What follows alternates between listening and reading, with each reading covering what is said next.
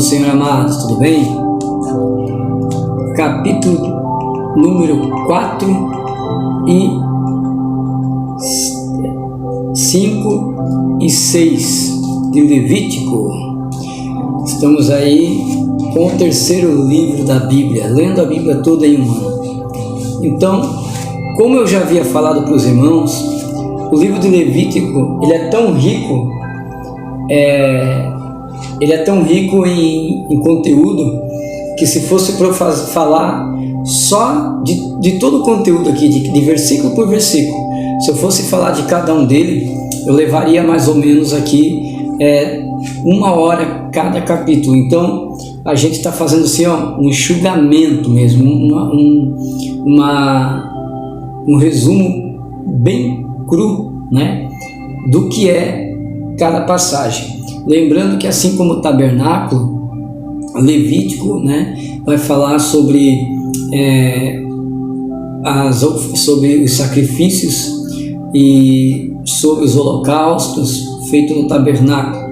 E como eu falei no último vídeo, tudo aponta para Cristo.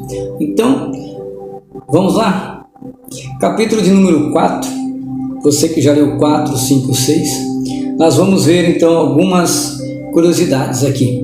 Depois a gente extrai alguma coisa para nós, tá? Primeira curiosidade, lá no verso 2 do capítulo 4, vai falar sobre oferta pelo pecado. Falou o Senhor a Moisés dizendo: fala aos filhos de Israel dizendo, quando alguma pessoa pecar por ignorância contra alguns dos mandamentos do Senhor, sobre estas coisas que não se deve fazer e proceder contra algum deles. Então, o comentário bíblico diz assim, o capítulo 4 apresenta a oferta pelo pecado. Cristo se tornou a oferta pelo pecado na cruz, Isaías 53, 10.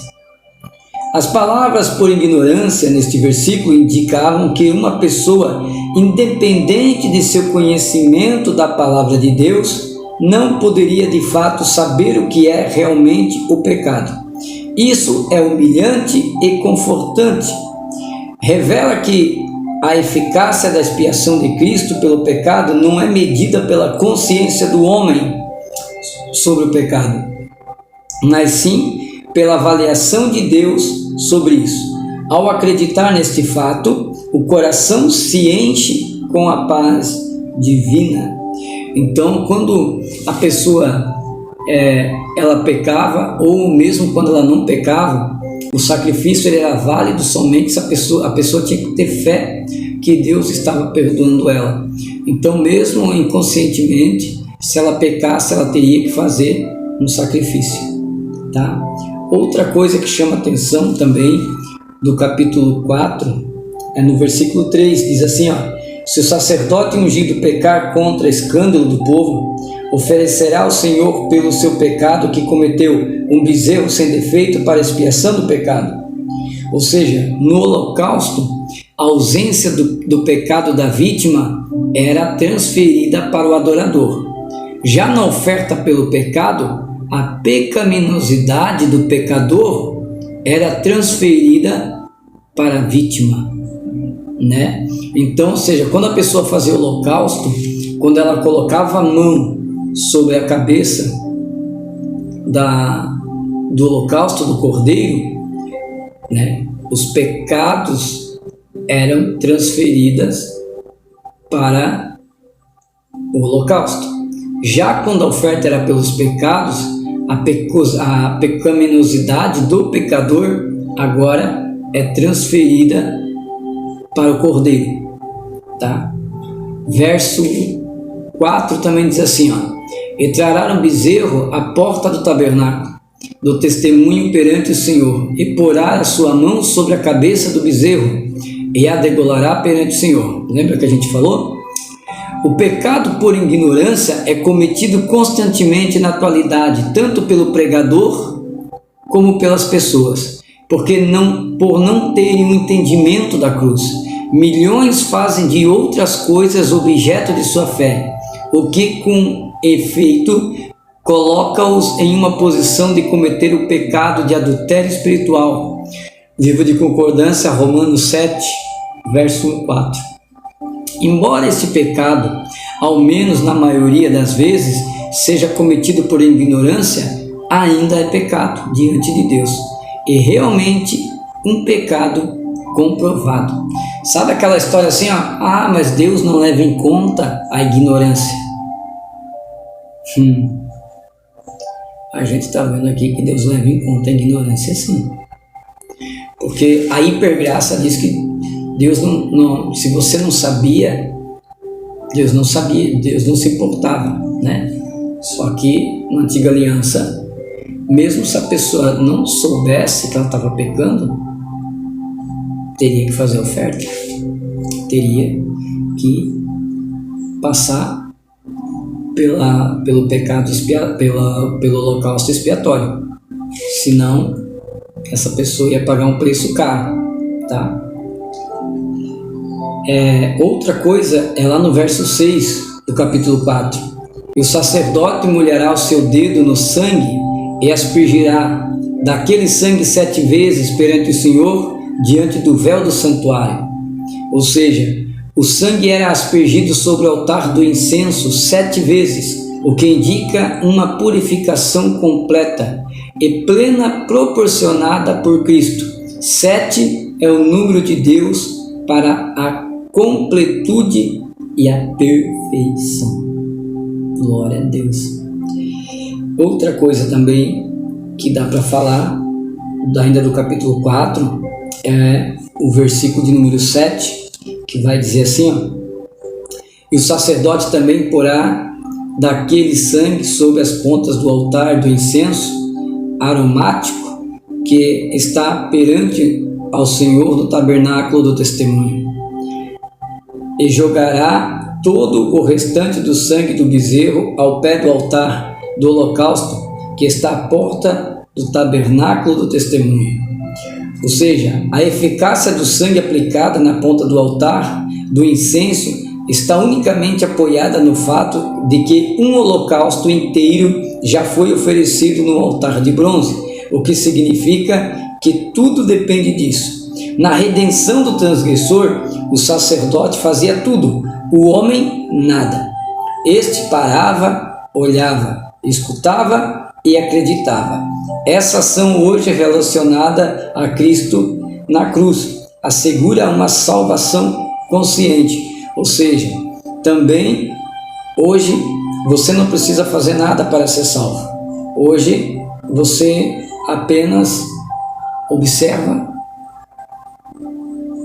fica parado e olha, né? Nós não fizemos nada, foi Jesus quem se entregou no madeiro.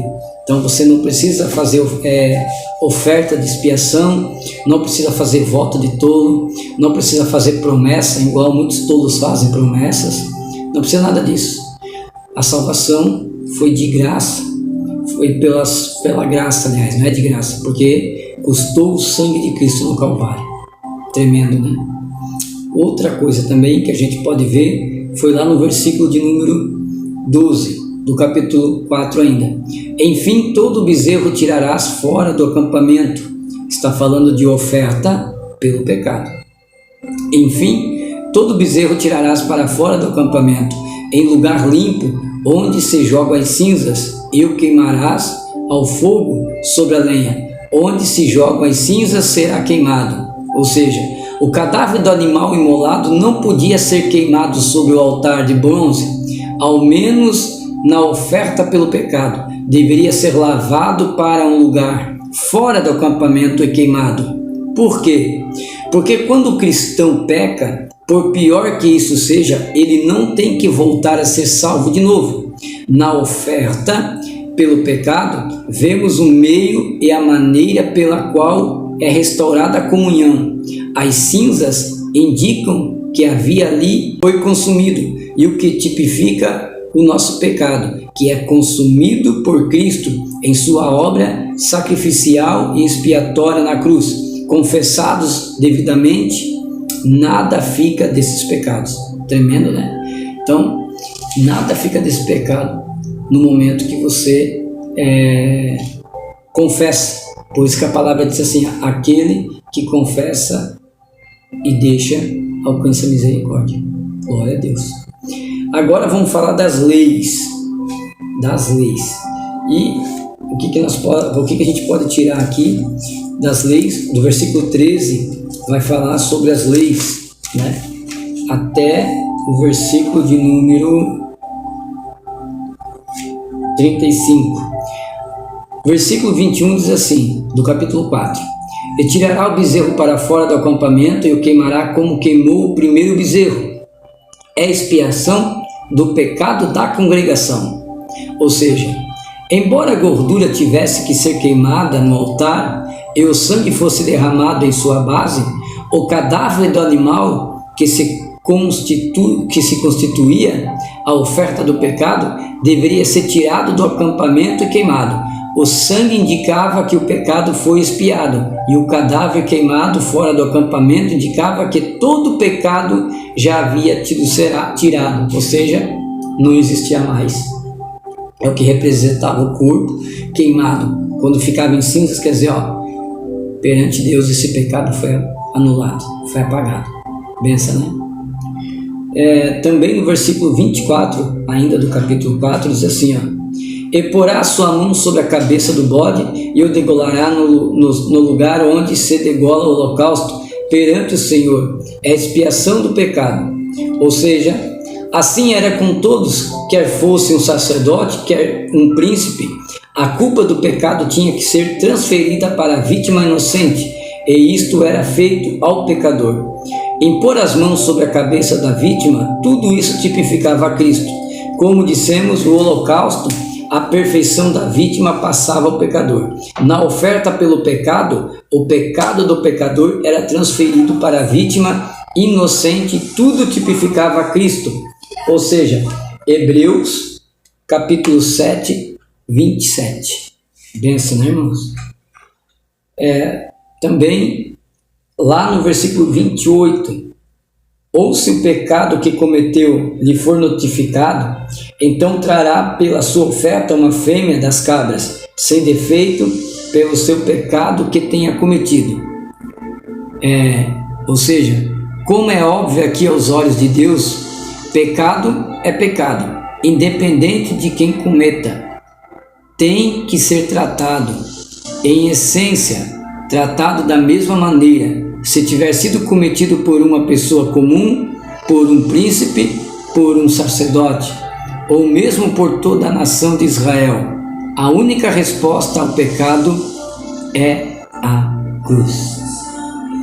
Tremendo, né, irmãos? Independente da pessoa, né? Pecado era pecado, independente do status, sacerdote, príncipe, não importa. Todos estavam debaixo de um jugo e somente o sacrifício podia cobrir esse pecado. Porque lembrando que o sangue do cordeiro animal cobre, enquanto o sangue de Cristo tira o pecado no mundo. Tremendo, né? Outra coisa que a gente pode ver também, ainda no capítulo 4, é o versículo de número 30, diz assim, Depois o sacerdote com o seu dedo tomará do sangue e o porá sobre as pontas do altar do holocausto e derramará todo o restante do seu sangue ao pé do altar. Ou seja, se nós darmos conta, a solução para todos, com algumas pequenas variações, é a mesma. Então, por que as repetições constantes? É para que saibamos que a seriedade do assunto com relação ao horror do pecado, e a sua única solução é o sangue derramado de Jesus Cristo na cruz. Efésios 2, 13, 18. Ou seja, a gente viu aqui que desde o versículo 7 até agora está se repetindo sobre o sacrifício do pecado, para ver como Deus fala seriamente, para inculcar na cabeça das pessoas que eles precisam entender, que eles precisam sacrificar para poder se limpar, estar perto, para poder estar diante do Senhor. Amém? Outra coisa que a gente pode ver também lá no verso 32, tem uma curiosidade ainda do capítulo 4. Mas se trouxer uma cordeira pela sua oferta para expiação do pecado, sem defeito, trará. Ou seja, neste caso, uma fêmea das ovelhas era requerida. Isto, com efeito, declara que foi através da Eva que veio a primeira tentação e que se referia através de uma mulher que também veria a redenção. Isaías 7:14. Glória a Deus. Então, esse foi o capítulo de número 4. Agora a gente vai para o capítulo de número 5. Vamos ver aqui. Vai falar sobre a oferta pelas transgressões. A gente viu a oferta pelos pecados, agora a oferta pelas transgressões. Verso 1 diz assim: quando alguma pessoa pecar, que tiver ouvido uma voz de blasfêmia, de que for testemunha, ou porque soube, se não denunciar, então levará o seu pecado. Ou seja, a oferta pela transgressão era provida para expiar a transgressão contra Deus e a transgressão contra o homem. Na transgressão contra Deus, o sacrifício vinha primeiro e a restituição depois. Na transgressão contra o homem, a ordem seria inversa, tá? Então, seria trocado os papéis ali do sacrifício. No verso 2 diz assim, ou quando alguma pessoa tocar em alguma coisa imunda, seja corpo morto de fera imunda, ou corpo morto de um animal imundo, ou um corpo morto de réptil imundo, ainda que não o souber, contudo será imundo e culpado. Ou seja, o cadáver alude à morte, e a morte foi causada pelo pecado original. Por isso, se um animal morto ou um ser humano morto fosse tocado, a pessoa que fizesse isso ficaria imunda e tinha que acontecer uma cerimônia particular para que ela fosse purificada. Estas são as lembranças constantes na antiga lei do pecado e de seu efeito, ou seja, o salário do pecado é a morte. Outra coisa também que a gente pode, outra curiosidade do capítulo 5 é lá no verso 7. E se em sua mão não tiver recurso para um cordeiro, trará então para expiação por seu pecado que cometeu 2 rolas ou 2 pombinhos ao Senhor, um para expiação e outro para o holocausto. Ou seja, como é óbvio aqui, esta provisão foi feita para o mais pobre dos pobres. As rolas e os pombinhos eram muito baratos. Se um pecado fosse cometido, o sacrifício tinha que ser oferecido, independente de quem fosse a pessoa. O primeiro pombinho ou rola era para uma oferta pelo pecado, que exigia o derramamento de sangue, e o segundo pombinho ou rola era para um holocausto, que simboliza a satisfação a Deus pela obediência perfeita a Ele, em relação a fazer expiação. Ambos os sacrifícios simbolizavam a obediência perfeita de Cristo como substituto do homem na cruz. Forte, né? Isso aqui é forte. Então, Deus, como a gente já tinha falado alguns vídeos atrás, quando a pessoa não tinha poder aquisitivo para ter um carneiro ou ter um boi, então ela ia para o animal mais barato, que eram as rolinhas, né? Só que a gente vai ver que ainda tinha o pobre do mais pobre do pobre, que nem rolinha podia comprar. Aí Deus tinha uma outra saída também. A gente vai ver isso aí, tá? E a gente também vai ver, ainda no capítulo 5, no versículo 17, diz assim,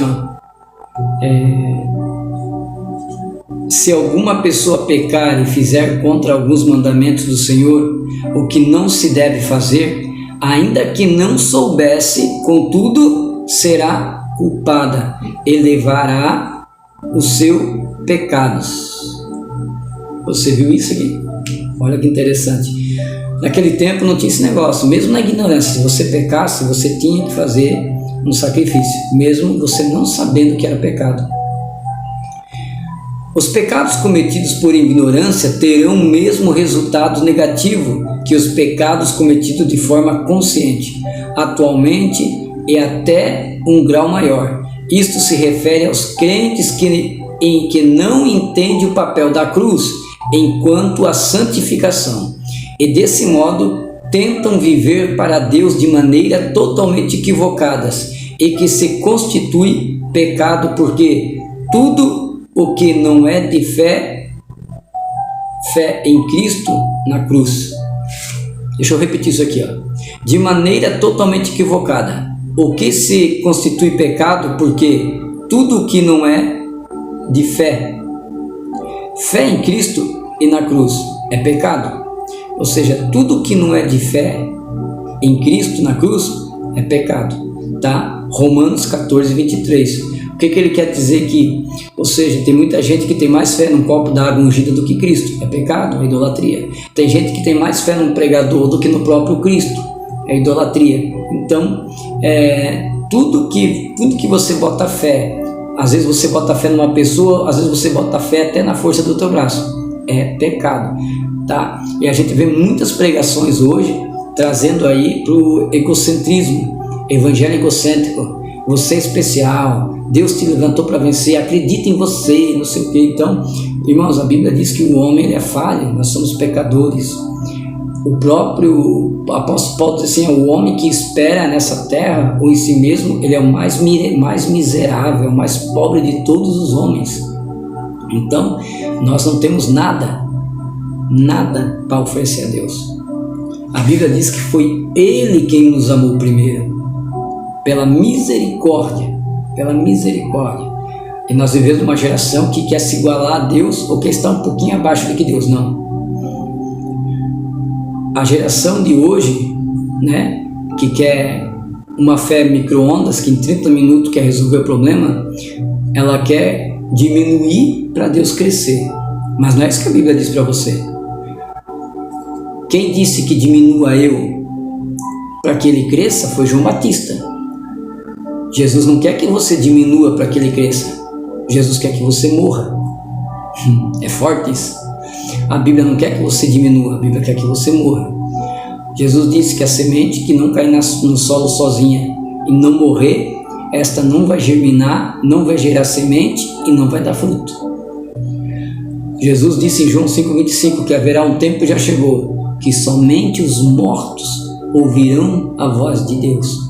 Então, que você não venha querer diminuir para que Deus venha crescer, mas que você venha morrer para esse mundo, morrer para si mesmo, morrer para o pecado e viver intensamente para Cristo. Forte, né? Glória a Deus. Capítulo de número 6, tem algumas curiosidades aqui. Lá no verso 5 do capítulo 6 e no verso 7, então a gente vai ler primeiro o 6, que a gente vai falar sobre a restituição. E por sua expiação trará para o Senhor um carneiro sem defeito do rebanho, conforme a sua estimativa, trará o sacerdote para expiação de culpa. Ou seja, não somente deve a parte culpada restaurar o que foi tirada do seu vizinho e fazê-lo por completo, como até adicionar 20% também. Deve levar um cordeiro até o sacerdote para oferecer o sacrifício, e parece que esses 20% em prata deveria ser agregado. A ideia de tudo isso é mostrar que o pecado é algo muito custoso, custa, dá prejuízo. Aqui está falando sobre a restituição, quando alguém rouba, quando alguém blasfema, alguém dá prejuízo a outro, tá? Verso 7. E o sacerdote fará expiação por ela diante do Senhor, e obterá perdão de todas as coisas que se tornou culpado. Ou seja, portanto, quando uma pessoa transgredisse contra o seu próximo, primeiro se fazia a restituição, antes que o sacrifício fosse oferecido. Jesus tratou desta mesma coisa, quando ele disse: portanto, se apresentares a tua oferta no altar, e ali te lembrares que teu irmão tem algo contra ti, deixa ali a tua oferta diante do altar, e vai, reconcilia-te primeiro com teu irmão, e depois vem e apresenta a tua oferta. Mateus 5, 23, verso 24. Jesus estava se referindo a esse momento aqui, porque Jesus entendia da lei, né? Então, quando alguém pecava contra alguém, primeiro deixa a oferta, primeiro vai lá, paga o teu irmão, depois faz a oferta a Deus. Restitui ele. Tremendo, né? Viu como o Levítico não é tão chato assim? Vamos dar uma olhadinha ainda. Outra coisa no capítulo 6 é o verso 12. E o fogo aceso sobre o altar não tem que apagar-se, mas o sacerdote porá nele lenha cada manhã, e acomodará sobre ele o holocausto, e queimará sobre ele as gorduras das ofertas pacíficas. Ou seja, o fogo que ardia e nunca deveria apagar-se. Por um lado, isso indicava o deleite de Deus, o qual nunca cessou no sacrifício de Cristo. E por outro lado, indicava o seu incessante ódio pelo pecado. Os falsos mestres de hoje apagam este fogo ao negar as doutrinas da expiação e da ira vindoura. O fogo trata de ambos, da expiação e da ira. O fogo que consumiu o holocausto nunca poderia se apagar. Veio originalmente do céu. A gente vai ver isso lá em Levítico 9. Olha que interessante. Por que ele está falando aqui? Que muitos falsos mestres hoje apagam esse fogo. Como assim, irmão Fabiano? Ninguém mais prega sobre inferno no púlpito. Ninguém mais prega sobre perdão, arrependimento nos púlpitos. Ninguém mais prega sobre pecado. É difícil você achar uma igreja que pregue sobre o pecado, sobre arrependimento, sobre inferno. Hoje as pessoas querem pregar só sobre bênção, querem ser igrejas místicas, esotéricas, trazendo batalha espiritual. Batalha espiritual existe, mas não da forma que estou ensinando por aí. Não é por ali o caminho. Então eles ficam muito nessa de batalha espiritual, e você tem que estar fazendo ritos, tem que fazendo 1000 coisas aí para queimar, fazendo superfície, usando de amuletos e indulgências para se apartar, para Satanás não ter legalidade sobre você. Não é assim. Isso é miticismo e coisas esotéricas. Isso não deve estar no meio da igreja. Então, falso mestre está cheio daí, que em vez de pregar Cristo como o sacrifício perfeito pelos pecados, fica inventando coisa que o povo está pagando indulgência, pagando dinheiro e fazendo coisas aí para o povo se perder. A Bíblia chama esses camaradas de falso mestre, mas naquele dia o fogo que nunca se apaga, que é o fogo da ira de Deus contra o pecado e contra os pecadores, né? E esses falsos mestres que são iníquos porque eles conhecem a palavra, mas não se convertem, está ardendo, e no dia do julgamento é para eles que para lá que eles vão. Aí Mateus 7:22 vai se cumprir. Mas Senhor, em teu nome preguei, teu nome demônios expulsei, e eu falarei abertamente, mas eu não te conheço, apartai-vos de mim, vós que amam e praticam a mentira e a iniquidade. São esses falsos mestres aí, tá bom? 26 diz assim, do capítulo 6: o sacerdote que oferece por expiação pelo pecado a comerá no lugar santo, será comida no pátio do tabernáculo do testemunho. Ou seja, Deus deu a oferta pelo pecado como comida para que os sacerdotes lavassem a iniquidade da congregação e para fazer expiação por eles. Isso vai estar lá em Levítico 10:17. De novo, voltamos a João, capítulo 6, ao ato de comer da carne e beber do sangue de Cristo. A carne provida pela oferta do pecado constituía uma parte de sustento do sacerdote, como constitui nosso sustento espiritual na atualidade. Ezequiel 44, verso 28 e 29, devia ser comida no lugar santo do santuário. De fato, 8 das ofertas, havia outras além dos sacrifícios com sangue, tinham que ser comidas dentro do pátio do santuário, tá? Do tabernáculo. Então, os sacerdotes, quando eles se alimentavam, eles estavam fazendo ali expiação pela congregação. Outra coisa que chama atenção é no verso 28 do capítulo 6: e o vaso de barro que for cozido será quebrado, e se for cozida em vasilha de bronze, esta será esfregada e enxaguada com água. Ou seja, tão desesperadora é a praga do pecado, que tudo que chega a ter contato com a oferta pelo pecado tinha que ser lavado, quebrado ou esfregado. Ou seja, toda vez que fosse feita uma oferta no lugar do holocausto pelo pecado, tudo que tinha contato com essa oferta deveria ser lavado, se fosse de bronze, e se fosse de barro deveria ser quebrado e jogado fora. Deus odeia o pecado literalmente. Então, essas são aí a curiosidade dos capítulos 4, 5 e 6. Deus abençoe e corre aí para o próximo vídeo que tem a explicação dos 7, 8 e 9. Deus abençoe. Lendo a Bíblia toda em um ano. Compartilhe esse vídeo, querido. Comente.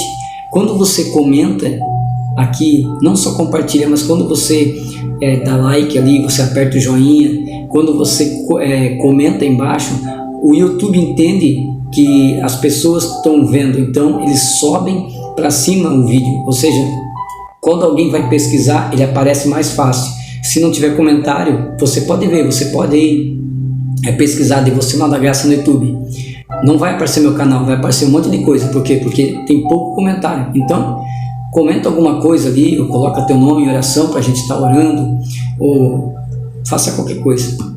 Se quiser perguntar alguma coisa, manda ali no comentário que eu vou estar respondendo vocês, tá? Deus abençoe e obrigado por estar conosco.